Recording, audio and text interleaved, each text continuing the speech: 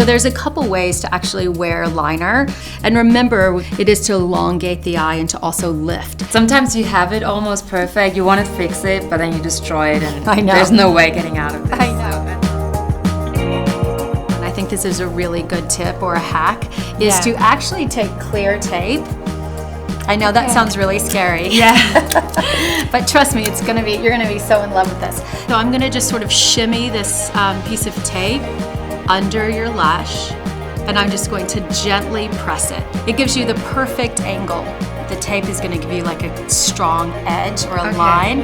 Okay, so you wanna look down, yep. And I like to start in the middle, in the beginning, and then I just swoop up. Now I'm going right to the edge of the lash,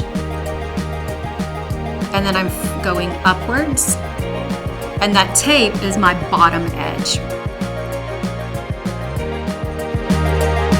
Oh yeah, totally makes sense. Right? When you see it. Yes. Yeah, gently. 1, 2, 3. The reveal.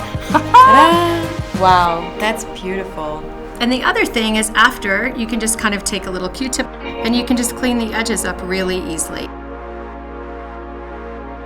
You know, continue to play. Maybe you want it a little thicker, a little thinner, maybe you want it a little lower. That's a good starting point. I created these amazing shades for the Beautycounter Statement Palette. You can wear them as an eyeshadow, but also you can use them as a liner. Dip it in a little water and then dip it into this really gorgeous peacock color. She's my favorite. And I'm gonna go like underneath here. Oh, that's great.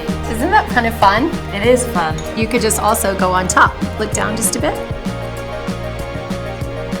Then you can also bring them both together. So isn't that kind of fun? It is fun. And you can use all of these colors? Yeah,